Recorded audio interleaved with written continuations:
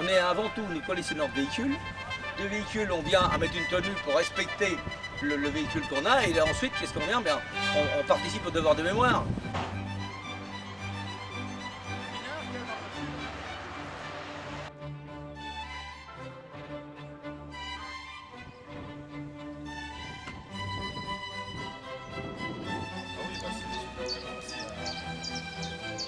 Je suis monsieur Franck Feuardent, le propriétaire avec mon épouse du manoir de Donville, et nous sommes ici sur le champ de bataille de Bloody Gulch, qui est mondialement connu par la série américaine Band of Brothers, ou Frères d'armes en français.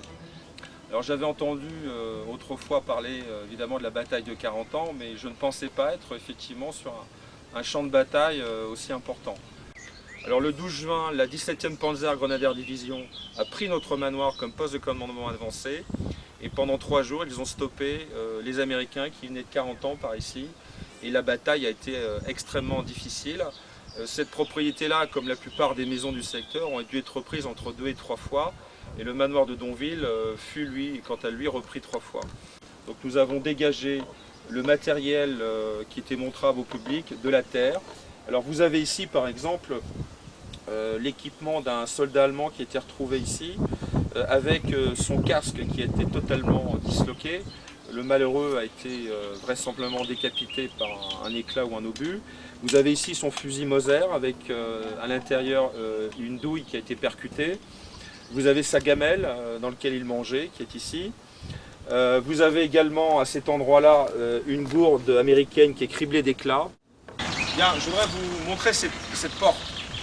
Cette porte, elle a été posée en 1921 et elle a vécu la bataille de Bloody Gulch. Je voudrais que vous regardiez de plus près cette porte.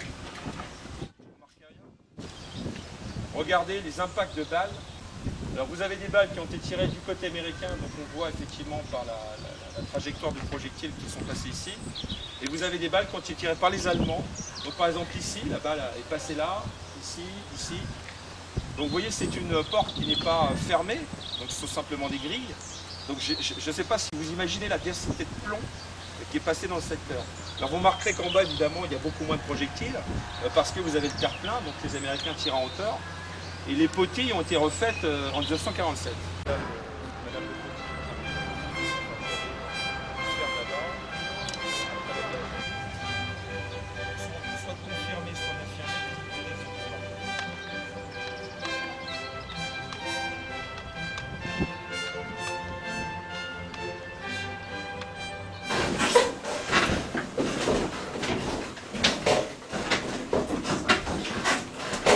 Donc je peux vous affirmer qu'ils sont, c'est battu au couteau à l'arme blanche dans cette pièce.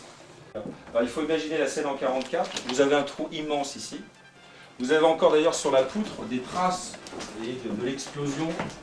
Il y a des débris un peu partout et quand nous avons acheté la propriété, on voyait vraiment sur le mur ici la déflagration qui avait abîmé le mur. D'ailleurs vous remarquerez que la poutre, ils ne l'ont jamais remontée au même niveau et la lucarne, qui est exactement la même que les 3 autres, ils n'ont pas refait exactement à la même taille.